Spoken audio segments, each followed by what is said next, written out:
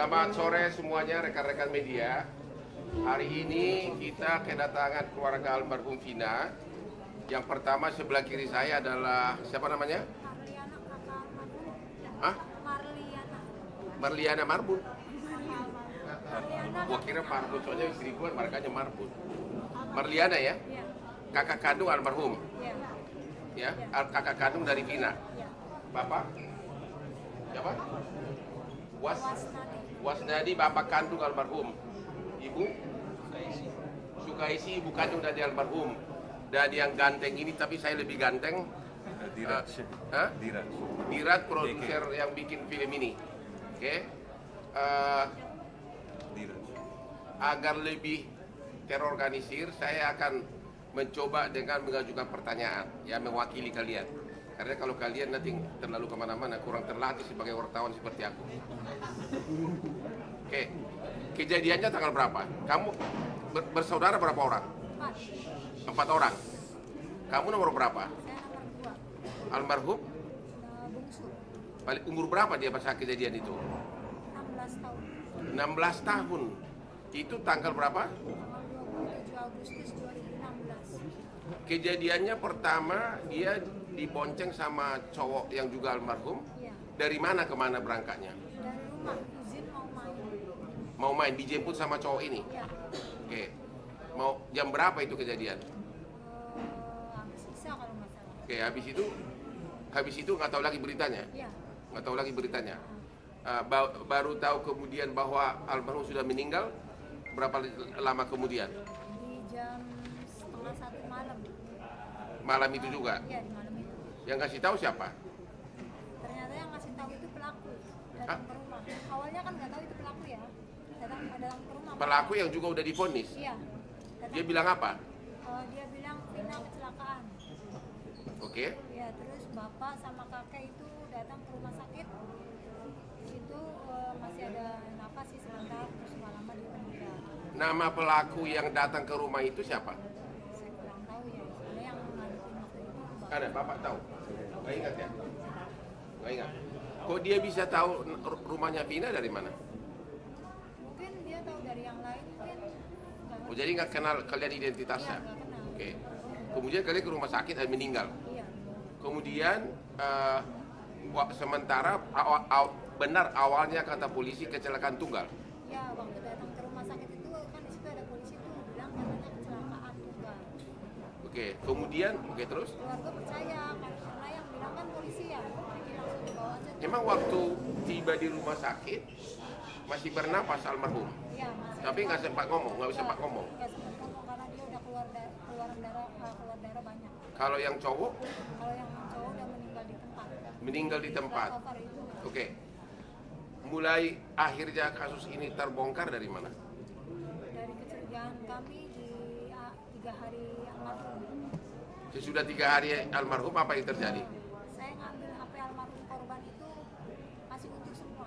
HP dan motor itu masih utuh, nggak ada yang retak, nggak ada yang lecet, nggak ada yang pecah gitu, nggak ada. Ambil HP dari kantong korban atau dari mana? Dari kantor polisi. Oke, masih utuh semua. Masih utuh semua. Oke, terus? Terus saya curiga di situ kok bisa kecelakaan yang hebat kayak gitu, HP nggak ada lecet, nggak ada retak, Oke. motor pun nggak ada lecet, nggak ada Motor nggak rusak, nggak rusak, HP korban HP juga tidak rusak, tapi oleh oknum polisi saat itu disebutkan kecelakaan tunggal gitu. Nah, ini nih perhatian dari polisi nih, ya. Motor tidak rusak, tapi HP tidak rusak, tapi pernyataan pertama dari polisi disebutkan kecelakaan tunggal. Oke, terus?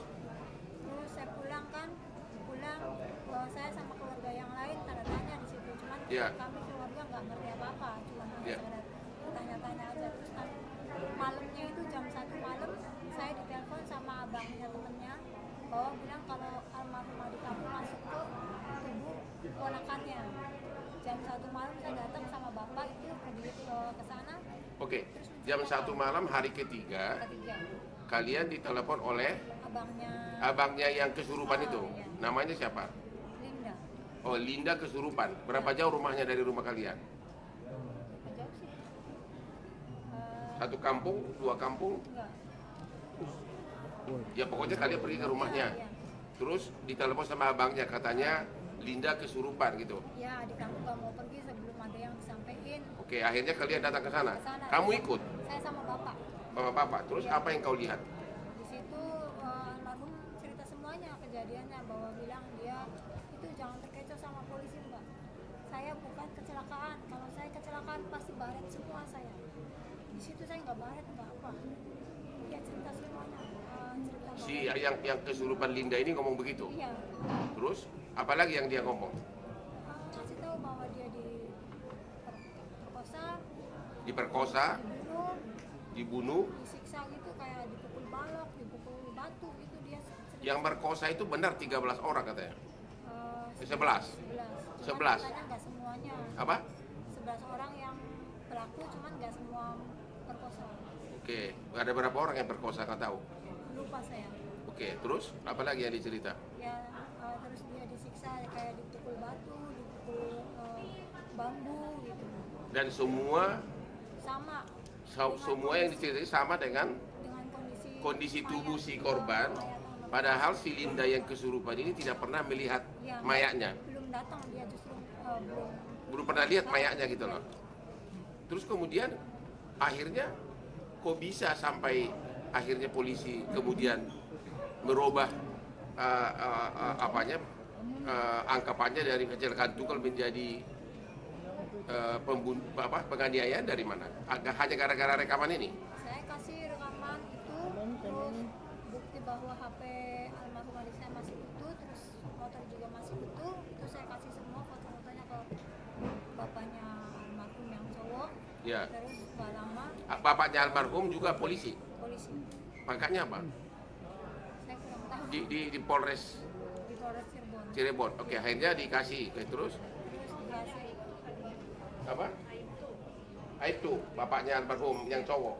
Oke, terus terus saya kasih bukti-bukti itu, nggak lama ada berita bahwa pelaku ketangkap.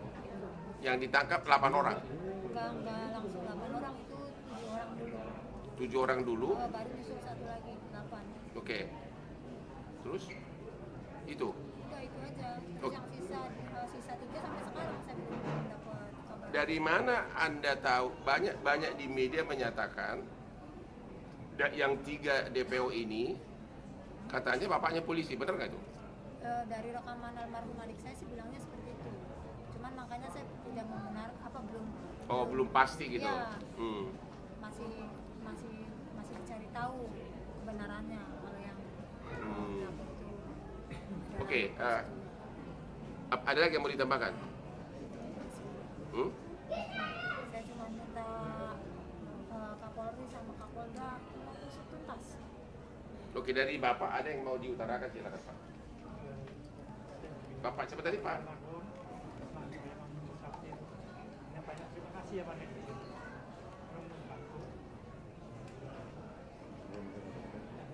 Dari Ibu, apa himbauan ke polisi? Kuat ya suaranya? Ya.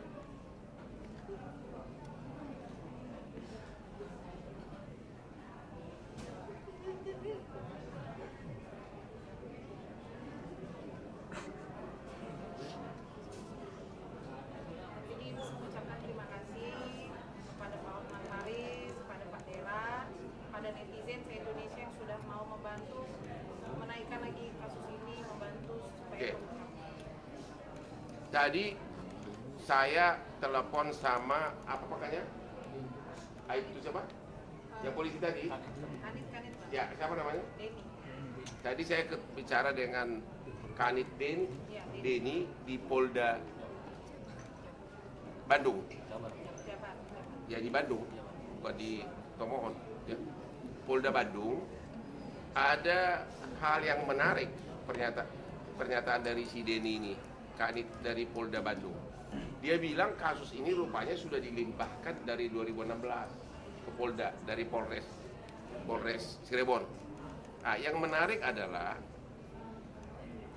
hampir semua 8 orang yang ketangkap ini pada saat di BAP pertama menyatakan ada 3 orang lagi pelaku. Oke. Semua ada di BAP. Ya. Tapi kemudian berubah, ya. Kemudian berubah sesudah Pauline pakai kejaksaan, mereka merubah BAP-nya. Ah, itu satu. Dari segi logika manusia normal pun nggak mungkin 8 orang itu ngarang cerita bersamaan di awal-awal pada saat ditangkap, ya kan? Berarti benar itu ada 3 orang, ya, dari penafsiran kita sebagai ahli hukum. Karena pada saat di BAP kan terpisah, hampir semuanya mengatakan ada 3 orang lagi.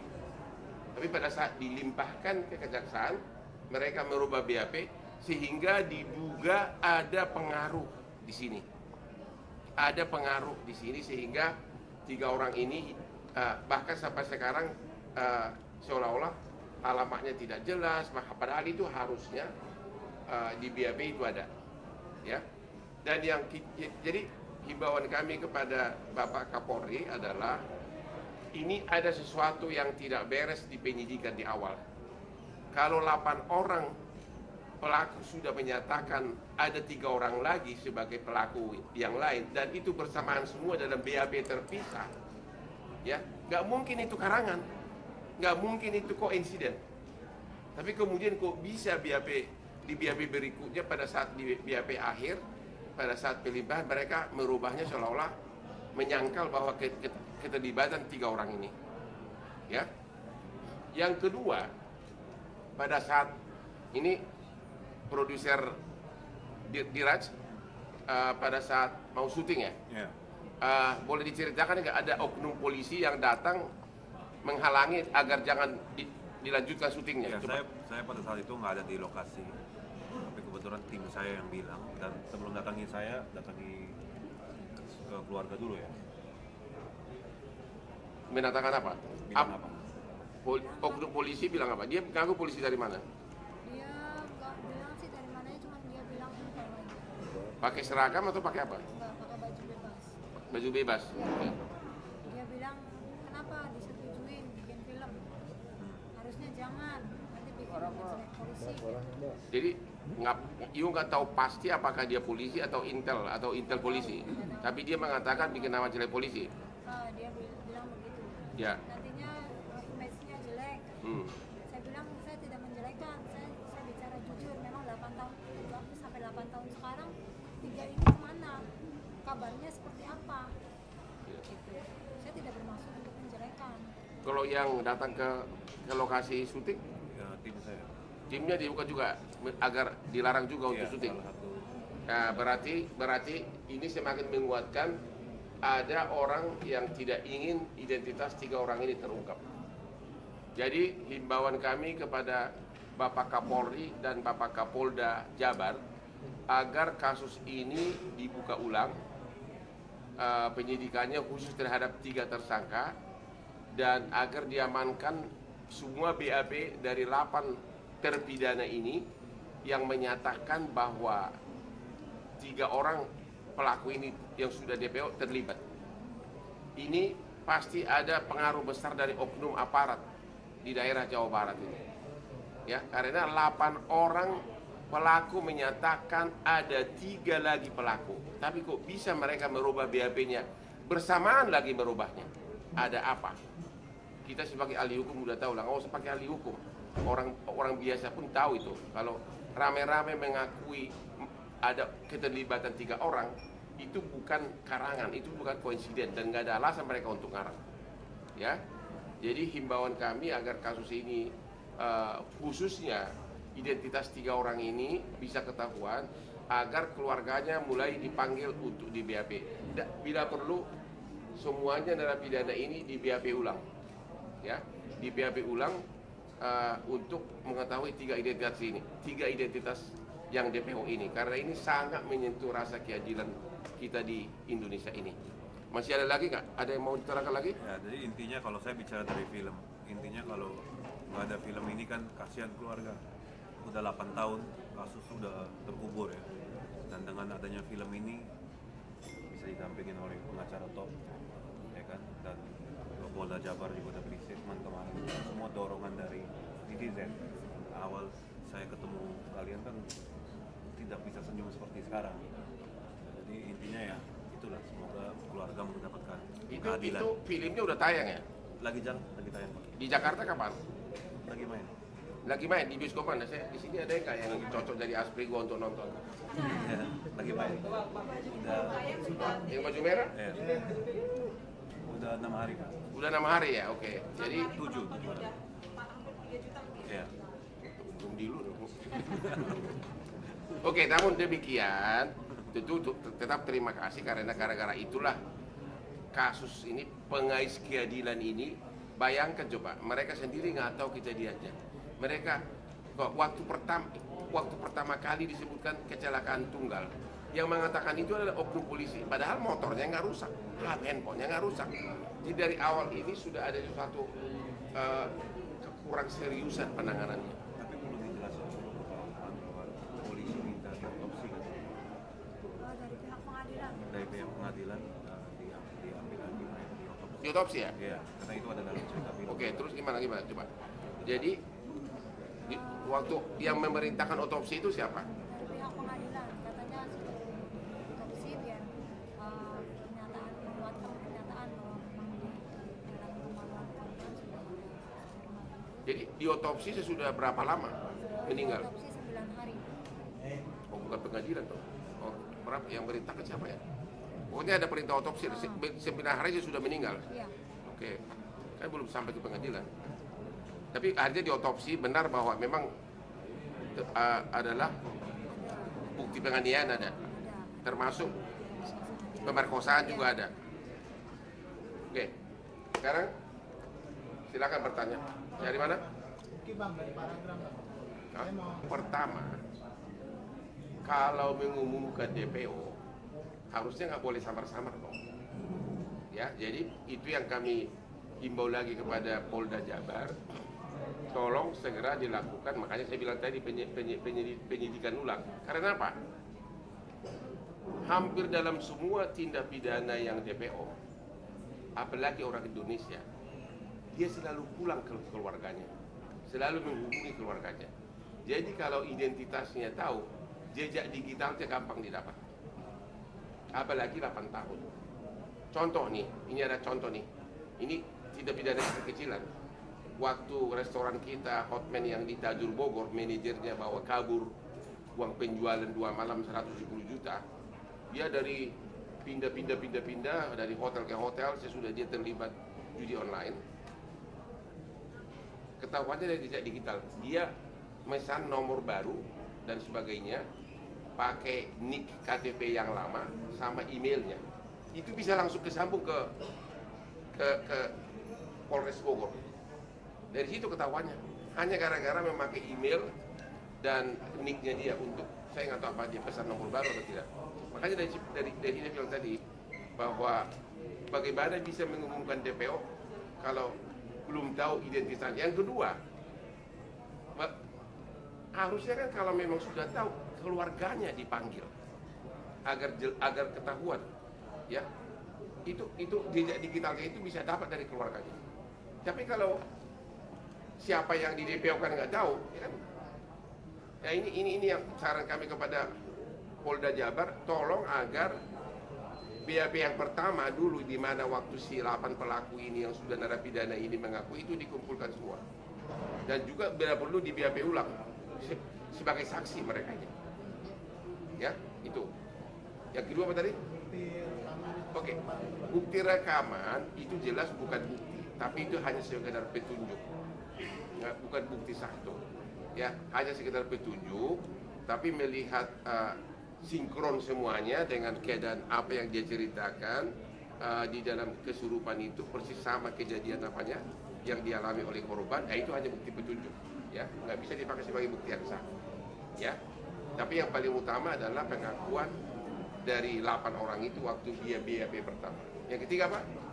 langkah dari Bang Hotman terhadap kasus ini, ya pengawalannya akan seperti apa? Langkahnya adalah inilah langkah pertama ini. Nah, ini sangat efektif ini. Ya, ini langkah pertama karena ini pasti nanti akan ditayangkan seluruh media. Dan juga pertama barusan saya baru 5 menit ikut sudah langsung dapat informasi bahwa itu barusan dari penyidik gitu. Ya, kita akan kawal terus, kita akan surati terus. kita adukan terus sampai akhirnya orang-orang Polda melaksanakan tugasnya secara profesional. Yang lain? Bang, aku bertanya sama keluarganya. Ya, siapa? Bapaknya Vina.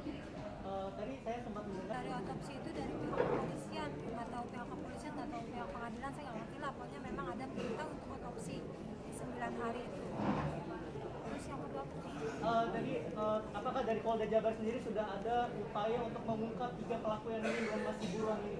kemarin Polda datang ke rumah sih bilangnya sedang diusahakan, sedang diupayakan lagi. Tapi tadi Polda Jabar sudah menunjukkan 3 DPO, katanya identitasnya sangat kabur ya. Iya, bahkan cuma kayak pakai lensa hitam gitu doang. Nanti kalau abang mau lihat Gitu ya, coba nanti kita ya. Oke, jadi Berarti masih dipertanyakan. Itu tadi makanya dalam melalui ini kita menghimbau agar Polda Jabar memulai lagi penyelidikan terhadap 3 orang ini. hasil otopsinya dari 9 hari itu kenapa sih baru 9 hari meninggal baru adanya perintah untuk otopsi gitu? Terus hasilnya seperti apa otopsinya?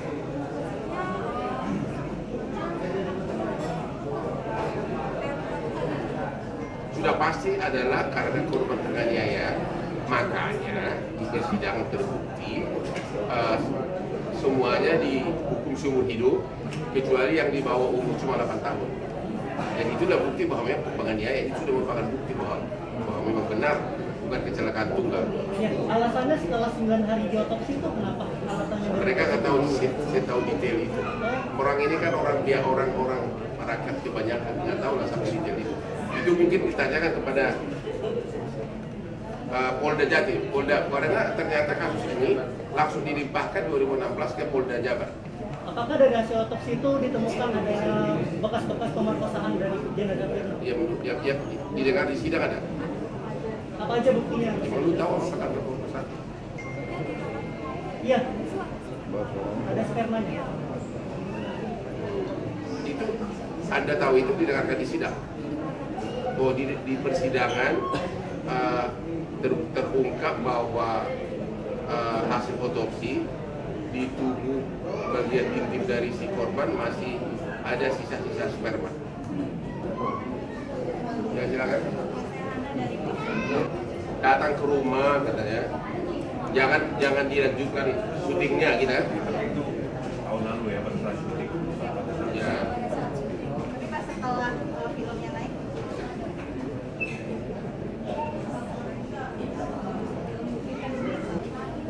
Almarhum Vina sama almarhum Eki berteman atau pacaran? Oh, pacaran.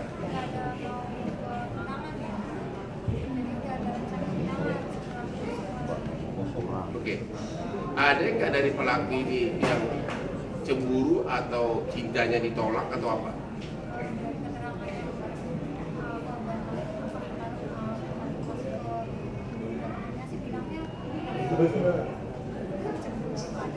Kayak yang ngomong itu siapa? Oh, cemburu ya. Tapi gini deh. Memang dari 8 pelaku ini nggak pernah you dengar apakah dekat sama adik kamu? Nggak tahu yang suka yang mana, nggak tahu. Identitasnya nggak tahu juga.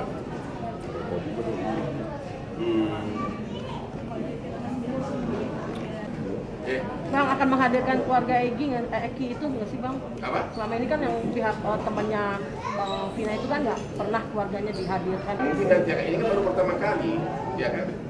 Jadi ya gua nggak tahu sama ada mungkin akan datang nanti menyusul, ya. Karena ini baru pertama kali aku pun mulai ikut ini karena udah nggak tahan.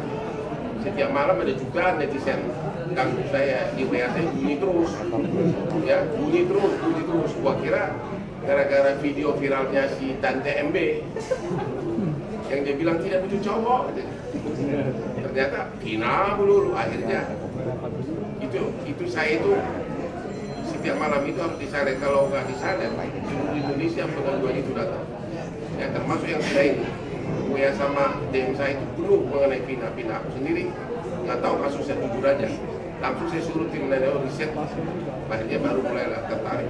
Ternyata menarik sekali. Ya. Cuma buat kakaknya Vina, Pak.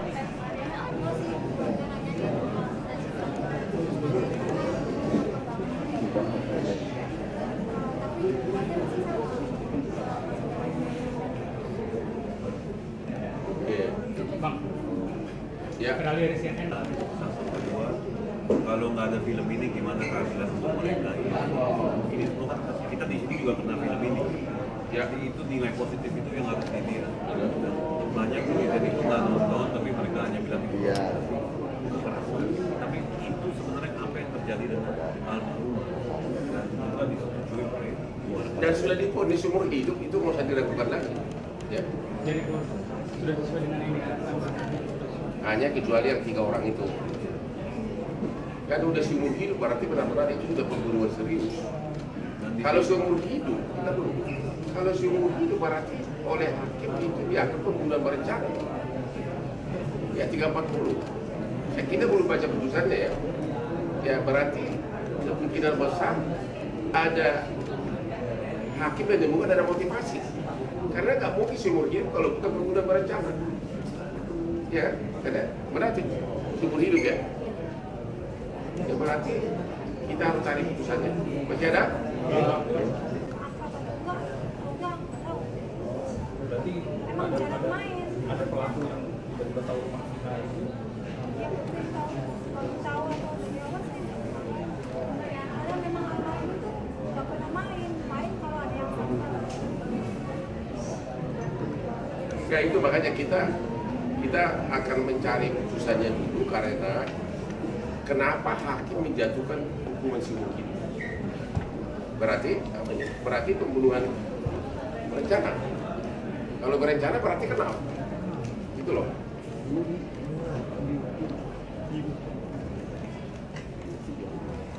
Coba ada lagi yang bertanya kan? Tapi gue baca ini. Silakan. Dari pelaku lain ke lainnya yang sengaja mau apa ini perkosa. Ada bukti cek. Maksudnya sebelum diperkosa sudah direncanakan. Ya benar begitu.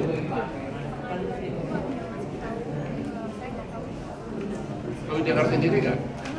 Bilang apa?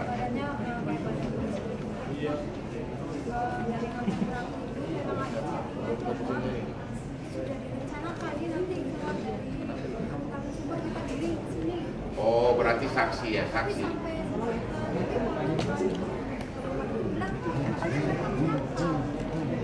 Cepet banget tuh. Cepet bang. Ya itulah, itu berarti hakim lebih percaya kepada direncanakan. Kalau nggak mungkin seumur hidup. Kalau itu cuma penganiayaan biasa nggak, paling 15 tahun. Ya, udah itu. Berarti memang jadi memang di sini kami melihat ada ketidakseriusan untuk mengungkap 3 pelaku ini. Ya, kelihatan jelas bahwa pelakunya 11 orang. Kelihatan jelas 8 pelaku itu mengakui keterlibatan 3 DPO ini. Tapi kemudian mereka membantahnya sesudah mau limpah kasus ke kejaksaan. Berarti ada pengaruh seseorang. Dan kemudian yang kedua, diumumkan DPO sekarang ini, ya, tapi identitasnya tidak jelas. Bagaimana bisa mengumumkan DPO kalau identitasnya nggak jelas? Ya, namanya disebutin. Namanya disebutin. Ada Peggy alias apa gitu. Alamatnya nggak disebutin. Maksud nama lengkap bang, kan saya kayak gitu. Nggak ada Peggy alias Ada apa. penyiperas.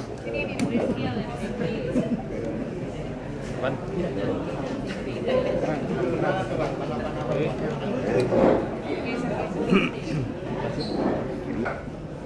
Di dalam pengumuman Humas Polda Jabar disebutkan di sini yang DPO-nya Peggy alias Perong, usia antara 22 sampai 30, jenis kelamin laki-laki warga Indonesia. Yang menarik di sini adalah bisa tahu Desa Banjarwangun, Kecamatan Mudu, Kabupaten Cirebon. pertanyaannya adalah apakah Bapak penyidik Polda Metro, Polda Jabar sudah datang ke desa Banjarwangun ini sebelum mengumumkan DPO? Ya, apakah Polda Jabar sudah mendatangi desa Banjarwangun, Kecamatan Mundu, Kabupaten Cirebon? Apakah benar si DPO ini memang dari asal sana dan keluarganya ada enggak? Itu kan gampang banget diteliti.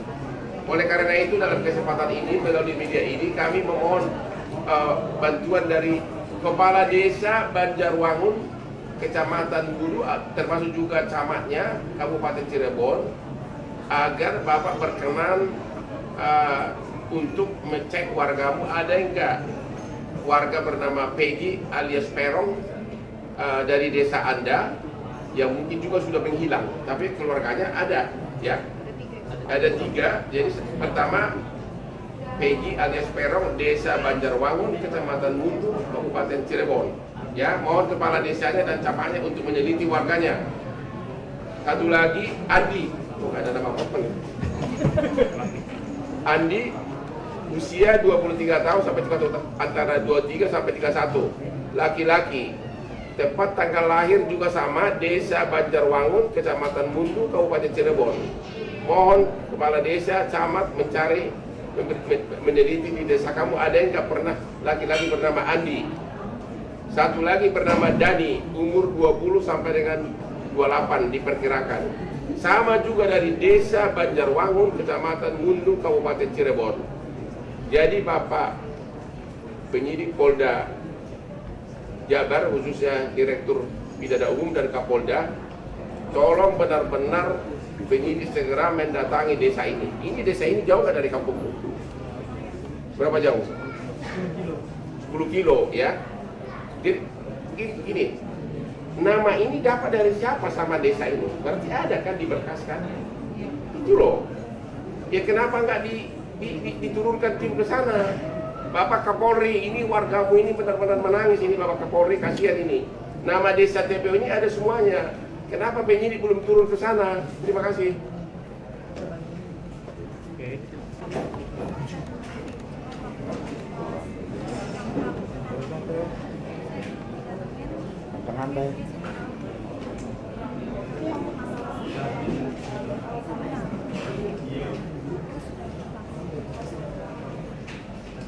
Satu lagi, aku belum puas, aku mau ngomong lagi.